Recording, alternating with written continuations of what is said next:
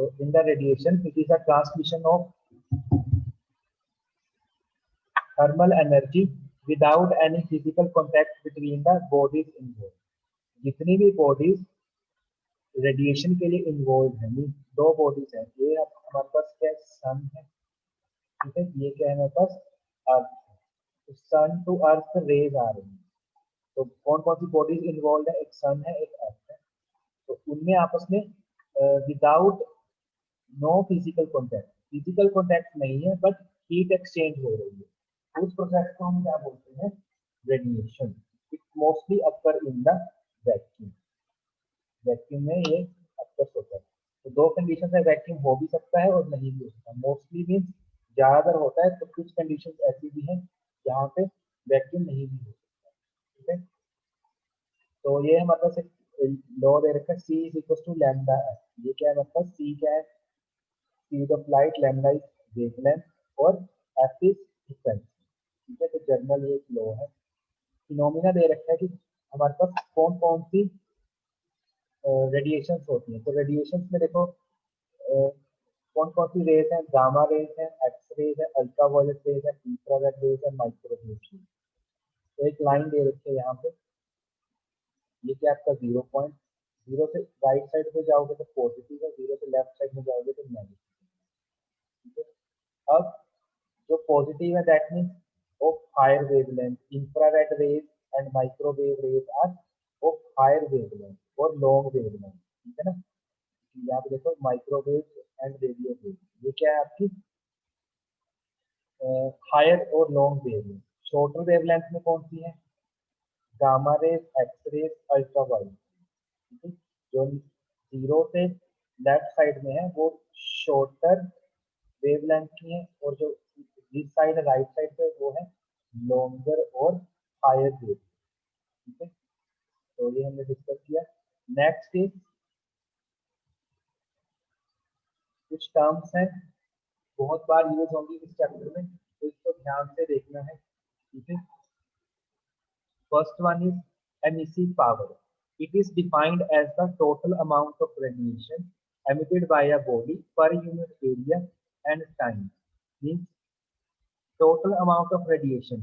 Radiation क्या है, energy है, एनर्जी की यूनिट क्या होती है, joule. emitted by body per unit area, तो per unit area लिखा मैंने मीटर स्क्वायर, एंड टाइम का मीनिंग है per unit time, per unit करेंगे तो क्या आएगा, सेकंड में ले लिया, ठीक है। और जूल्स पर सेकंड क्या बन गया मेरे पास, वॉट, तो नीचे क्या आ गया, मीटर स्क्वायर। दैट मीन्स जो एमिसिव पावर है उसकी यूनिट क्या निकल के आई, वॉट पर मीटर स्क्वायर, वॉट पर मीटर स्क्वायर। और जो लॉ यूज करते हैं that is EB, EB is emissive power for black body, ठीक है। यहाँ पे ध्यान रखना है, अगर ई लिखा है, ई का मीनिंग क्या है, only emissive power of any body, अगर साथ में बी आ गया, ठीक है, सबस्क्रिप्ट बी लिखा हुआ है, that means for black body. Law दोनों के लिए यूज, देखो लॉ जर्नल लॉ क्या है, sigma A T raised to power 4, अगर ये ब्लैक बॉडी के लिए आ गया दैट मीन्स वो पर्टिकुलरली ब्लैक बॉडी के लिए ही यूज होगा, ठीक है। जर्नल इक्वेशन क्या है हमारे पास, ई की निकालने की, sigma A T raised to power 4, because emissive power है जो उसकी यूज क्या होती है, उसका जो सिंबल है दैट इज ई है, अगर आपने बी लिखा हुआ है दैट मीन्स फॉर ब्लैक, और sigma is Stephen Boltzmann constant that is 5.67 into 10 raised to power minus 8 watt per meter square into Kelvin raised to power 4। तो ये इसकी स्टैंडर्ड वैल्यू है, ये आपको याद रखनी है एग्जाम में। कई बार क्या होता है, देखो एमिसिव पावर निकालने ब्लैक बॉडी के लिए तो सिग्मा की वैल्यू नहीं देगा, सिग्मा की वैल्यू आपको खुद को याद रखनी है, एरिया दे सकता है, टेम्परेचर दे सकता है, वो वहां से आपको एमिसिव पावर निकालनी है।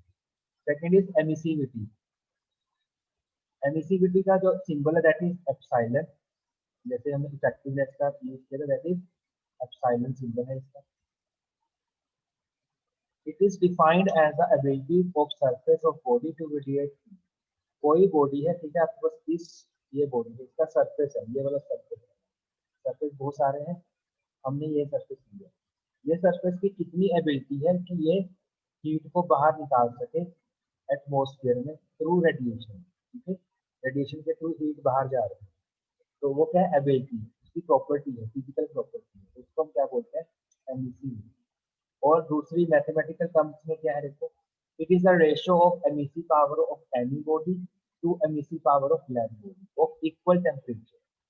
तो एमिसिविटी क्या है, emissive power of any body, E क्या है मतलब emissive power of any body to the emissive power of black body.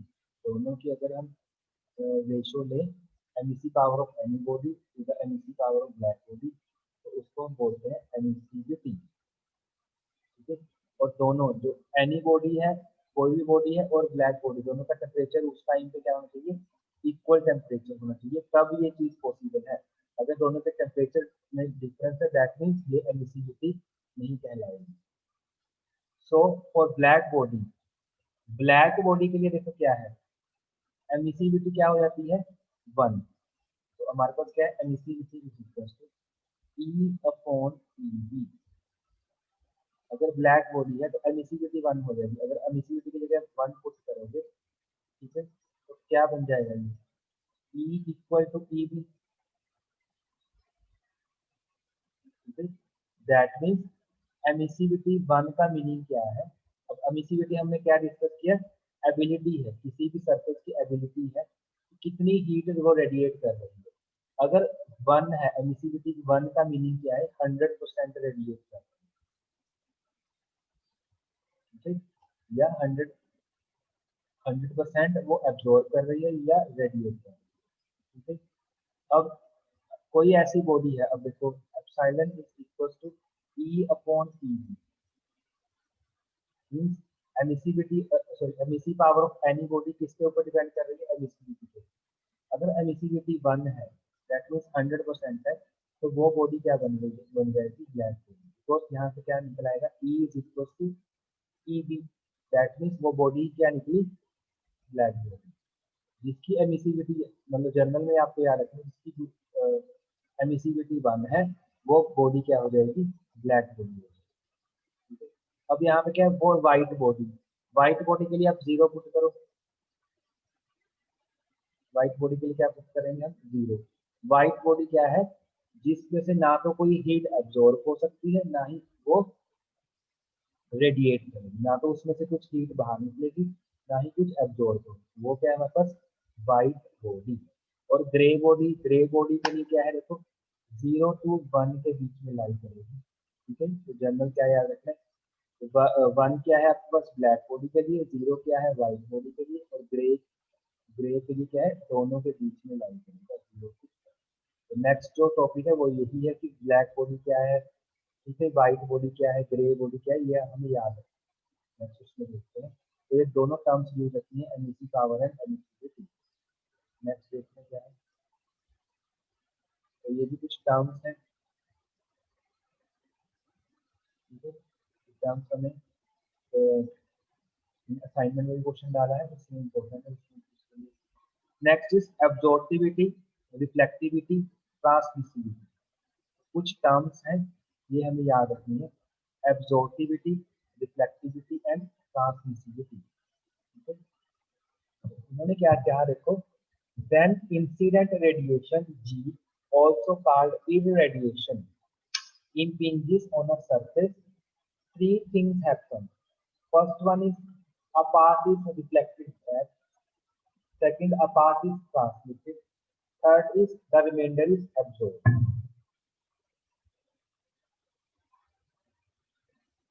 तो इसमें मैं एग्जांपल ले रहा हूँ, आपके पास कोई सरफेस है, ठीक है, मान लो यहाँ पे सन है, या सन है या कोई और सोर्स है, कुछ रेडिएशन आई, ठीक है, उस रेडिएशन को हमने क्या बोला, इरेडिएशन। उस रेडिएशन को क्या बोलते हैं, इरेडिएशन, और उसका सिंबल क्या है, जी।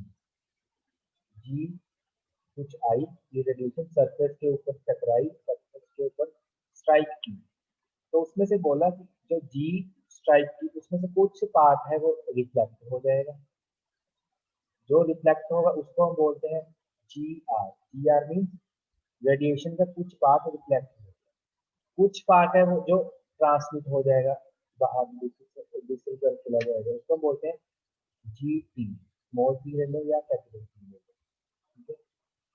और कुछ पार्ट है जो इस सरफेस के बीच में एब्जॉर्ब हो जाएगा, इसको हम बोलते हैं जी ए। ठीक है, तो जो टोटल आपके पास रेडिएशन थी, टोटल रेडिएशन क्या है जी, तो कुछ रिफ्लेक्ट होगी, some part is reflected plus some part is transmitted plus some part is absorb. तो टोटल रेडिएशन किसके इक्वल आएगी, जो कुछ रिफ्लेक्ट हो गई, कुछ ट्रांसमिट होगी और कुछ एब्जॉर्ब होगी। तो टोटल रेडिएशन क्या है हमारे पास इस इक्वेशन। क्लियर, तो इसमें क्या देखो, दोबारा से ले लो कि कोई रेडिएशन है जी, सरफेस के ऊपर इंच किया, कुछ रिफ्लेक्ट हो गया, रिफ्लेक्ट वाला पार्ट क्या है जी आर, अब्जॉर्ब वाला पार्ट क्या है जी ए, और कुछ ट्रांसमिट हो गया दैट इज जी टी। ठीक है, तो वन बाय वन हम इसको डिस्कस करते हैं, यहीं से हमारी काम निकल के आएंगे।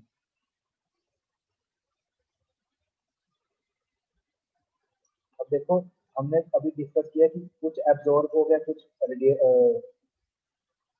रिफ्लेक्ट हो गया, कुछ ट्रांसमिट हो गया, तीनों को मिला के क्या बनता है हमारे पास, टोटल की रेडिएशन कितनी आ रही है। अगर हम दोनों साइड में जी से डिवाइड कर दें, ठीक है, यहाँ पे देखो, अगर हम दोनों साइड को कैपिटल जी से डिवाइड कर दें तो क्या बनेगा, फर्दर देखो हमने जी से डिवाइड किया यहाँ पे, और इस जी को भी जी से डिवाइड किया। ठीक है, फिर हमने सबका डिनोमिनेटर अलग अलग किया, यहाँ पे तीनों के डिनोमिनेटर को अलग अलग किया। ठीक है, अब देखो जी बाई जी क्या हो जाएगा, कैंसिल हो जाएगा, तो ये क्या बन गया, वन बन गया। ठीक है, अब यहाँ पे देखो क्या टर्म है, जी ए अपॉन जी, इसकी जगह हमने क्या लिखा, अल्फा। अल्फा टर्म क्या है, एब्जॉर्बिविटी। देखो इसका मीनिंग क्या है, जी क्या है, टोटल एनर्जी। मान लो टोटल एनर्जी कितनी, जो टोटल हीट आ रही थी वो आपके पास 10 वॉट थी, उसमें से जो एब्जॉर्ब हुई वो कितनी हुई, सिर्फ 2 वॉट। तो अगर मैं लिख दूं 2/10 दैट इज 0.2, तो 0.2 क्या है, एब्जॉर्बिविटी। मीन्स टोटल में से कितना पार्ट एब्जॉर्ब हुआ, उसको हमने बोला एब्जॉर्बिविटी। एब्जॉर्बिविटी क्या हो गया, the amount of energy is absorbed by a surface। ठीक है, कितनी अमाउंट है एनर्जी की जो किसी सरफेस ने एब्जॉर्ब की है, out of the total irradiation. Total irradiation में से कितना पार्ट उसने एब्जॉर्ब कर दिया, इसको हमने क्या बोला, एब्जॉर्बिविटी। अब इसी तरीके से जी आर अपॉन जी, इसका मीनिंग क्या है कि टोटल हीट एनर्जी में से कितनी हीट उसने रिफ्लेक्ट की, तो इसको हमने बोला रिफ्लेक्टिविटी। जो ये सिंबल है, ये डेंसिटी का सिंबल नहीं यहाँ पे, इसको हम क्या लेंगे, रिफ्लेक्टिविटी। सिमिलरली कुछ पार्ट ट्रांसमिट हुआ, इसको हमने बोला ट्रांसमिसिबिलिटी। ठीक है, इसको हमने बोला ट्रांसमिसिबिलिटी। तीन टर्म्स निकल के आई, एब्जॉर्बिविटी, रिफ्लेक्टिविटी एंड ट्रांसमिसिबिलिटी। ठीक है, तो वन बाय वन तीनों का इक्वल क्या है, मतलब वन। तो ये कहाँ से है, अगर आपके पास कभी क्वेश्चन आ जाए व्हाट इज एब्जॉर्बिविटी, एब्जॉर्बिविटी क्या है, टोटल हीट एनर्जी में से कितना पार्ट एब्जॉर्ब हुआ, कितना पार्ट एब्जॉर्ब हुआ। अगर आ जाए रिफ्लेक्टिविटी, तो रिफ्लेक्टिविटी का मीनिंग क्या है, टोटल हीट एनर्जी में से कितना पार्ट रिफ्लेक्ट हुआ एनर्जी। अगर ट्रांसमिसिबिलिटी आ जाए तो दैट इज टोटल जो रेडिएशन हो रही थी इसमें से कितना पार्ट रिफ्लेक्ट हो गया, दैट इज ट्रांसमिसिबिलिटी। तो तीनों का जो सम है दैट इज, वो कितना है, वन। One means 100%। देखो तीन ही ऑप्शन है, या तो एब्जॉर्ब हो पाएगी, या रिफ्लेक्ट हो जाएगी, या ट्रांसमिट हो जाएगी, तो थर्ड कोई फोर्थ ऑप्शन है ही नहीं। तो तीनों या तो देखो, मान लो 50% एब्जॉर्ब हो गई, ठीक है, 20% वो रिफ्लेक्ट हो गई, और 30% क्या होगी, तो ट्रांसमिट हो गई। तो टोटल मिला के क्या बनेगा, 100%। तो वन क्या है हमारे, किसको, अगर वन को हम परसेंटाइल में कन्वर्ट करें तो क्या बनेगा, 100। तो इसका मीनिंग क्या है कि तीनों को जब हम ऐड करेंगे तो क्या आना चाहिए, 1 आना चाहिए 100%। तो यहीं से हमारे जो नेक्स्ट टर्म्स हैं वो निकल के आएंगी। तो आपको जर्नल इक्वेशन ये हमारे हमेशा आपको ये याद रखना है। और कहाँ से आया कभी भूलना नहीं कि कोई सरफेस है उसके ऊपर टोटल जी आया, इरेडिएशन आई, कुछ पार्ट रिफ्लेक्ट हो गया, कुछ ट्रांसमिट हो जाएगा और कुछ एब्जॉर्ब हो जाएगा। ठीक है, तो तीनों को ये मिला के तो आपके पास क्या बनेगा, फैक्टर जी। तो अगर टोटल जी से हम डिवाइड कर दे तो ये तीनों टर्म निकल के आएंगी, एब्जॉर्बिविटी, रिफ्लेक्टिविटी एंड ट्रांसमिटिविटी। क्लियर। तो एक इसको नेक्स्ट क्लास में करेंगे। एक देखिए ब्लैक बॉडी क्या है। देखिए अब आपके पास लॉ क्या है, alpha density and tau equal to, ठीक है, विच इज रो, डेंसिटी नहीं है उसका सिंबल क्या है, रो। ब्लैक बॉडी के लिए तो ब्लैक बॉडी क्या होती है, जो सारी एनर्जी सारी हीट को एब्जॉर्ब कर ले। ठीक है, एब्जॉर्ब कर ले, एब्जॉर्बिविटी इसकी क्या होनी चाहिए, 1 होनी चाहिए।